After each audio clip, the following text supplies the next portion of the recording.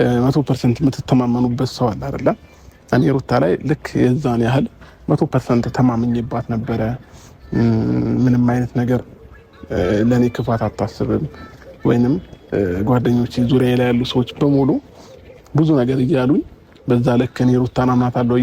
እንግዲህ ይህ ጥያቄ መልሱ ሊሆን የሚችለው ወይ ደግሞ ለአብርሃም ልንመልስለት የምንችለው ሩታ አንተ ባመንካት መንገድ አምናሃለች።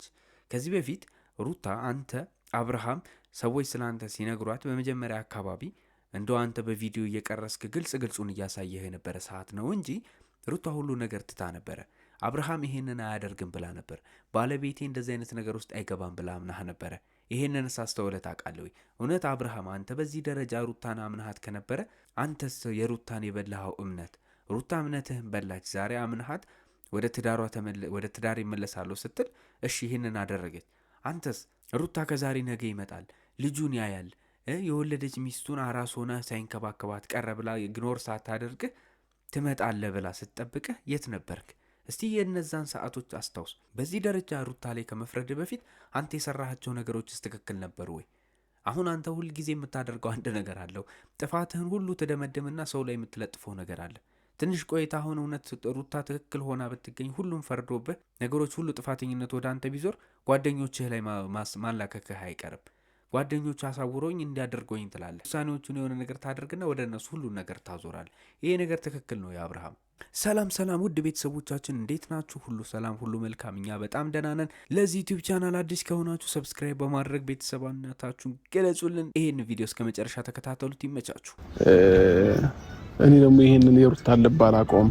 መልካምነቷን፣ ለእኔ ያላት አመለካከት፣ ለእኔ ያላትን ቦታ፣ ጥሩ አስተሳሰቧን ምናምን ነው ከዛ በፊት ማውቀውና እንዴት አምኜ ይህንን ነገር መቀበል እችላለሁ? እናንተ ራሱ ስታስቡት ማለት ነው። እኔ እኮ አሁንም ቢሆን ሩታ ያንን ነገር አሳጥተሃለች ብዬ አላስብም። ምክንያቱም እኔ በራስህ ነው ያጣኸው እነዚህን ምግባሮች፣ እነዚህን ድርጊቶች፣ ሩታ ያላትን እምነት፣ ሩታ ያላትን ፍቅር፣ ሩታ ያላትን ክብር ያጣኸው በራስህ ነው። በመጀመሪያ ጊዜ በሩታ ላይ ሩታ በአንተ ያላትን መተማመን ያጣችሁ ሄርሜላ ፊት ለፊትህ ቆማ ሚስትህን የሰደበች ቀን ነው ክብርህ የጠፋው እኮ አብርሃም። በዛች ልጅ ልብ ውስጥ ሙሉ ለሙሉ ተመናምነህ የጠፋኸው ሩታ ሙሉ ለሙሉ አንተን ያጠፋችህ በዛ ቀን ብቻና በዛ ሰዓት ነው። ስለዚህ ዛሬ እንደዚህ ብታዝን ያቺን ማላቃት ሩታ ነች የመጣችብኝ እንዴት ብያምኜ ልቀበል እችላለሁ ብለህ ብታስብ፣ አንዳንዴ ሰውን ጠፍጥፎ ይሰራልና አንተም እንግዲህ በከንኮልና በሴራ በጣም ብዙ በደል ስለበደልካት ሩታ ራሷን እንግዲህ አዲስ አድርጋ መጣች። እማታውቃትን ሩታ የፈጠርካት እኮ አብርሃም አንተው ራስህ ነህ። ከዚህ በፊት ተው ስንልህ ለምን አልተውክም ነበር? ከዚህ በፊት እንደዚህ አታርግ ስትባል መመለስ ለምን አልቻልክም? ዛሬ ብዙ ነገር ልበደላት እችላለሁ፣ ነገር ግን ሩታ በእኔ ላይ እንዲማድረግ አችልም። እሺ አንተ ማነህ? አንተ መበደል የምትችለው እሷ ግን አንተን መበደል የማትችልበት ምክንያት ምንድን ነው? አንተ የፈለግከውን ነገር ታደርጋለህ፣ እሷ ግን ስታደርግ ኃጢአት የሚሆንባት ምክንያት ምንድን ነው? ይህንን ንገረኝ። አሁን ላይ ምን አንደርስታንድ እንዳደረግኩኝ ታውቃላችሁ? ማንን ማመን እንዳለብኝ ሁላ ግራ ነው የገባኝ። እግዚአብሔርን ነው የምላችሁ። ማንን ልበል? የገዛ ሚስታችሁን ካላመናችሁ ማንም ልታምኑ አትችሉም። እና እኔ ማመን እንዳለብኝ ግራ እስኪገባኝ ድረስ ነው እንደዛ የሆንኩት ማለት ነው። ይሄ ነው እንግዲህ የምንልህ። ከዚህ በፊትም ስንልህ ደጋግመን የነበረው ነገር ይሄ ነው። ማንም ማመን እንዳለብህ ለይ። አንተ ውሳኔዎች ላይ ልፍስፍስ ስለሆንክና ውሳኔዎችን መናገር ስለማትችል ቆፍጠን ብለህ ከህይወቴ ውጡ ማለት በለመቻለህ ሄርሜላን እስከ ዛሬ ድረስ አታስወጣት በመቅረት ነው እኮ ይሄ ሁሉ ነገር የተከሰተው አይደለም እንዴ? ይሄን ደግሞ አንተ የምታውቀው ነገር ይሄ አብርሃም አንተ የምትረዳው ነገር ነው። እያንዳንዷ ነገር ሳትፈልግ ነው የተሰራችሁ ብዬ ለማመን እየከበደኝ ነው። ትልቅ ሰው ነህ፣ መወሰን ትችላለህ። የገዛ ባለቤትህ ከከዳችህ ጓደኞችህ እኮ እስከ ዛሬ ድረስ እኮ ወደ መጥፎ ነገር ሲወስድህ አምናሃቸዋል አይደል? ዛሬ ትንሽ ነገር ነው ያደረግከው እኮ። ሩታን ማመንህ የሚገባህና ትክክለኛ ነገር ነው። ምክንያቱም ሚስትህ ነች፣ የገዛ ባለቤት ነች። አሁን ስለ መክዳቷ ወይ ደግሞ አንተን እንደዚህ አይነት ነገር ስለማድረጓ ምናምን እሱን እና ወደ መጥፎ ነገር ሲወስዱ የነበሩትን ጓደኞችህን እንኳን አምናሃል ልልህ ነው። እንኳን አይደለም የገዛ ሚስትህን እና የልጅህን እናት ይቅርን። ስለዚህ በዚህ ደረጃ ይህን ሁሉ መንገድ መጥተህ ይህን ሁሉ ርቀት የመጣኸው ጓደኞችን በማመንህ ነው። መጀመሪያ ደረጃ ለዚህ ሁሉ ጉዳት የተዳረከው ሩታን መጥፎ እንድትሆን ያደረካት ጓደኞችህን አምነህ ሲሄድክ ቀን ነው።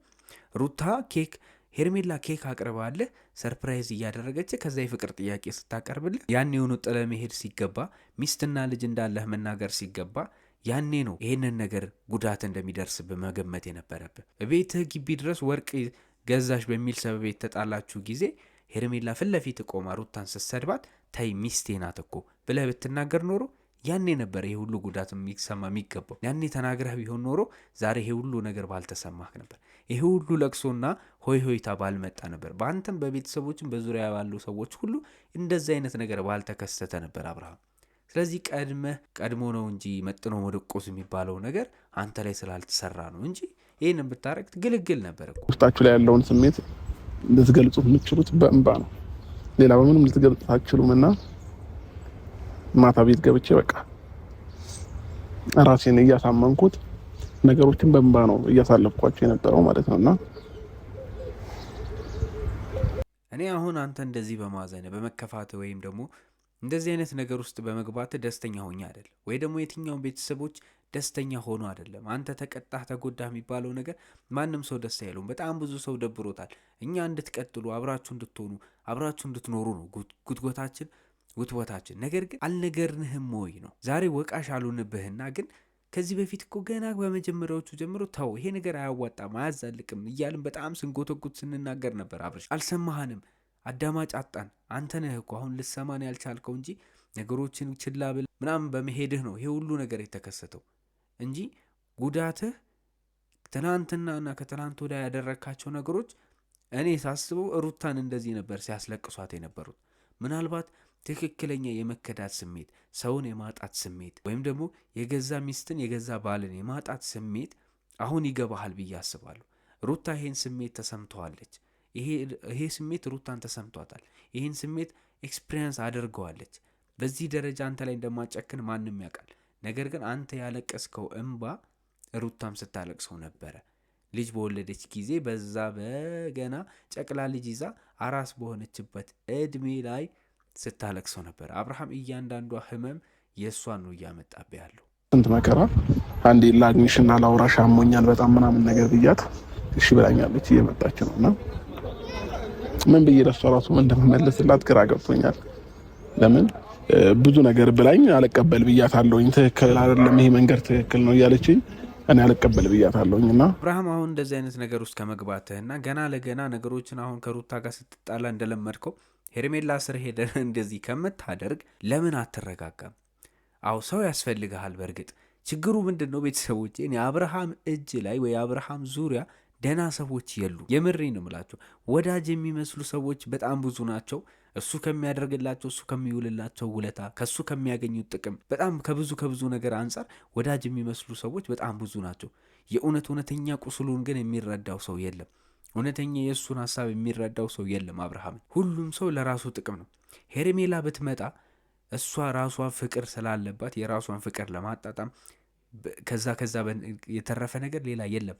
ለአብርሃም ምናምን የምታስብለት ከፍቅር የተነሳ ነው እንጂ አብርሃም ፈረጠም ምንም ሆነ አይመለከታትም። ስለምትወደው ነው። በእርግጥ ግን እሷ እሱን እንዳታጣ ነው። ይሄ ሩታ አብርሃምን እንዳትወስዶ የምታደርገው ነገር ነው። እነ ብሩክና እነ አቤል ምናምን ብትሉም እነሱም ከሱ ከሚያገኙት እሱ ስር ሄደው ከሱ ጥላ ስር መውጣት ስለማይችሉ እዚህ ድረስ ያደረሳቸው እሱ ስለሆነ ጎታቻቸው፣ ያለ ጎታቻቸው ሞተራቸው ስለማይሰራ ነው። እነሱም ቢሆን አብርሃም ትክክለኛ ቁስሉን እንደተረዱ ያስመስላሉ እንጂ ማንም ሰው አልተረዳውም። ይሄ ልጅ ዛሬም እንደዚህ ከምታደርግ ለማስተዋል ሞክር። ራስህን ደብቅ፣ ራስህን ቻል። መጀመሪያ ከራስህ ጋር ለመነጋገር ሞክል። ያረከው ነገር ምን ያህል ትክክል ነው ምን ያህል ትክክል አይደለም የሚለውም የሰዎችን ሀሳብ አትቀበል። የሰዎችን ብዬዋለሁ ትናንትና፣ በጣም ብዙ ስህተት የሚመጣው የብዙ ሰዎችን ሀሳብ ከመቀበል ነው። መጥፎ ውሳኔ የምትወስኑት የሰዎችን ሀሳብ መስማት ሲጀምሩ ነው። በ3 ቀን በ4 ቀን ውስጥ እኔን ከመካድህም በላይ እኔ ህይወትን ከራስህ ህይወት ላይ ለማስወጣት 2 ደቂቃ 3 ደቂቃ አልፈጀብህም አይደል? ታዲያ እኔ ያንተ ጋር መቆየት አለብኝ ብለህ ታስባለህ? ሄርሜላ አይከፋትም? ሄርሜላ ተስፋ አትቆርጥም? ምን አይነት ሴት መሆን እንዳለብኝ እኮ አንተ ነህ በቃ ጨካኝና ልርቅህ እንድትፈልግ የምታረገኝ አይደል እንዴ? ሄርሜላ ልትረጁ ያልቻልሽው አንድ ነገር እኮ ይሄ ልጅ ባለትዳር ነው። ባለትዳር ወንድ እኮ ነው። ልክ ከሚስቱ መንጋጋ ስር መንጭቀሽ የወሰድሽው አይደለ እንዴ? ይህንን ነገር እኮ ማሰብ አለብሽ። የልጅ አባት ነው። ልጁን ማየት ይፈልጋል። ይህን ሁሉ ነገር ከሚስቱ ጋር እኮ ቢፈልግ እኮ ቢችል እኮ አብርሃም ከሚስቱ ጋር መመለስ ይፈልጋል። ነገር ግን አንቺና ግብረ አግበሮችሽ አቤልና ብሩክ በምታደርጉት ሴራ ከሩታ ጋር ለማቀያየም በምትልኩት ነገር፣ ለእሷ በምትልኩት ቴክስት፣ ለእሱ በምትልኩት ነገር ሩታ እንድትበሳጭና እሱን ችላ እንድትለው እሱን እንድትገፋው በምታደርጉት ሴራ እኮ ነው አይደል እንዴ አብርሃም ይሄን ሁሉ ነገር እያደረገ ያለው። ከዛ እሱ አምኖ የአንቺን ምክር ስለሚሰማ የጓደኞቹ ደግሞ አብሮ አደጎቹ ናቸውና በጣም ስለሚያምናቸው የእነሱ ምክር ስለሚሰማ በዚህ ደረጃ ጠምዝዛችሁ ስለያዛችሁት ነው እኮ አብርሃም ይሄ ሁሉ ነገር የተፈጠረው እንጂ አንቺ ከሩታ ጋር ልትወዳደሪ አትችይም። አሁንም ቢሆን እኮ ከሚስት ጋር ልትወዳደሪ ምቺ ሰው አይደለሽም። ዛሬም ነገም አብርሃም ቢመለስ እኔ ድጋሚ አሁንም አምኗት ቢመለስ እንደው አብርሃም አያረገውም ከዚህ በኋላ ምክንያቱም በጣም ልቡ እንደተሰበረ ያስታውቃል። ግን እኛ አሁንም ቢሆን እንዲመለስ ነው የምንፈልገው። ሩታም ቢሆን ልቦናዋ እንዲመለስ ነው የምንፈልገው። ከነበራት ውሳኔ እንደዚህ አይነት ቂምና ጥላቻ በባልና ሚስት በተለይ ልጅ እያላቸው ስለማያስፈልግ እንዲመለሱ ነው የምንፈልገው። ስለዚህ ነገም ቢመለስ አንቺ እንደዚህ አይነት ነገር ውስጥ ሄርሜላ እንዲናት ብለሽ ልትናገሪም ልታወሪም አይገባሽም። ምክንያቱም አምነሽበት ነው የገባሽ። ይህን ነገር ገና ከመጀመሪያው አቤል ጥንስሱን ለመጠንሰስ ብሎ አንቺን ሲያመጣሽ ነገሮችን ከአብርሃም ጋር ስትጀምሪ ታቂው ነበር። ባለትዳር እንደሆነ ታቂያለሽ፣ ልጅ እንዳለው ታቂያለሽ። ይህን ሁሉ እያወቅሽ አምነሽ ገብተሽበት ሚስትና ለልጁ ስር ጥሎሽ ቢሄድ ይሄ በዚህ ደረጃ አንቺ ጋር አጀንዳ ሆኖ ሊሰማሽ የሚገባሽ ነገር ነው ብዬ አላስብም። ይመስለኛል እኔ ጋርም የቀረ ነገር አላት ሩታና አንድ የቀራት ነገር አለ። እሱን የምትፈልገውን ነገር አደርግላትና ችግር የለውም። እኔ እንደምሆነው መሆን እችላለሁ፣ እንደምኖረው መኖር እችላለሁኝና ከዚህ በኋላ ምን የሩታን አላስጨነቃትም። ወደ ህይወትም ተመለሽ ብዬ ምንም የማደርገው ነገር አይኖርም። ይኸውላችሁ አሁን እንግዲህ ቤተሰቦች ይሄ ነገር የከፋ ይሆናል። እንደዚህ አይነት ነገሮች መፈጠር የለባችሁም ያልኳችሁ ለዚህ ነው። አብርሃም በእርግጥ አሁን ከሁለቱም ያጣ ሆኗል። የሚያሳዝነው ነገር እሱ ሩታ በቃ የተጫወተችውና ለመጫወት የፈለገችው የመጀመሪያው አጀንዳ እንደዛ ነበረ። ሄርሜላ ድጋሚ እንደዚህ በቃ ቆረጠች ነው ይኸው ጥላ ሄዳለች። አሁን ነገሮች የሚሄዱት እንግዲህ ወደ ሩታና ወደ አብርሃም ብቻ ይሆናል ማለት ነው። ሩታ ከዚህ ነገር በጣም ትችት ስለሚበዛባት የነጋሽዬ ጉትጎታ እንደሚበዛባት እርግጠኛ ነኝ። ከዚህ ነገር ተነስታ ክሱን ትታ ፍቺውን ትታ ወደ አብርሃም ካልመጣች ምን አለበሉኝ። ምክንያቱም ሩታ ጥሩነት ስላለባት ውስጧ መጥፎ ነገርና ሀሳብ ፈልጋ ስላልሆነ ያደረገችው ሁሌም ቢሆን ውስጧን ስለሚቆሰቁሳት ስለሚቆረቁራት ወደዚህ ነገር መመለሱ አይቀርም፣ ወደ አብርሃም መመለሱ አይቀርም። እመኑ አትመኑ ቤተሰቦች ይሄ ብቻ የጊዜ ጉዳይ ነው። ብዙ ነገር የምናየው ይሆናል። አብርሃም በጣም በብዙ ነገር ተቀጥቷል ብዬ አስባለሁ። ከዚህ በኋላ እኔ ታርቀው ሰላም መሆን እንጂ ድጋሚ የፕራንክና የበቀል የመበቃቀል ወይም ደግሞ ሌላ ነገር ውስጥ የመግባት አጀንዳዎች ባይኖሩ መልካም ነው። በቃ ቂሙን በልጃችሁ ልክ ከዚህ በፊት ለእርቅ እንደተደረገው በልጃችሁ ለመሻር ሞክሩ። ያሉትን ነገሮች በልጃችሁ ለማሻሻል ሞክሩ። ራሳችሁን ለማየት ሞክሩ ስንል እንደነበረው ዛሬም ነገም እባካችሁ ራሳችሁን ለማየት ሞክሩ። አብርሃምም እፈርማለሁ ምናምን ከሚሉ ነገሮች ውስጥ ወጥተህ አንድ እድል ስጣትና ያላችሁን ነገር ለማስተካከል ሞክር። በእርግጥ ለማመን ይከብዳል። መከዳት በጣም ከባድ ነው። መጥፎ ነገሮች ናቸው የተከሰቱበት ውስጥ አይምሮህ ምን ያህል ምን ነገር እንደሚሰማ ለመገንበት ከባድ ነው፣ አዳጋች ነው። በእርግጥ ግን እስቲ ለማሰብ ሞክር። ቆም ብለህ የልጅህ እናት ነች፣ ብዙ ነገር ተፈጥሮባታል፣ በጣም ብዙ ነገር ተጎድታለች። ከተጎዳችሁ ነገሮች አንጻር እንግዲህ አንተ ዛሬ ነው ገና ለማልቀስ ራሱ የበቃው። እሷ ስንት ወር ሙሉ አንተ ከሄርሜላ ጋር በነበርክባቸው ሰዓቶች ስታለቅስ ነበረ። እኔ ለአብርሃም ይህን ምክር ሰጠዋለሁ፣ እንዲያስብ እንዲያስተውል። ቤተሰቦችም እናንተም ሀሳብ አስተያየታችሁን ኮመንት ላይ በመጥቀስ አብርሃም ልቦናው እንዲመለስ ሩታን ብትሆኑ ከእንደዚህ አይነት ነገሮች ተቆጥባ ከዚህ በኋላ ነገሮችን ሰላም የሚያወርዱበትን መንገድ እንዲፈጥሩ እንመኝላችኋለን። እንግዲህ ውድ ቤተሰቦች ለዚህ ዩቲዩብ ቻናል አዲስ ከሆናችሁ በድጋሚ ሰብስክራይብ ማድረጋችሁን እንዳትረሱ። መልካም ጊዜ መልካም ምሽት ይሁንላችሁ የኔ ውድ ቤተሰቦች፣ ይመቻችሁ።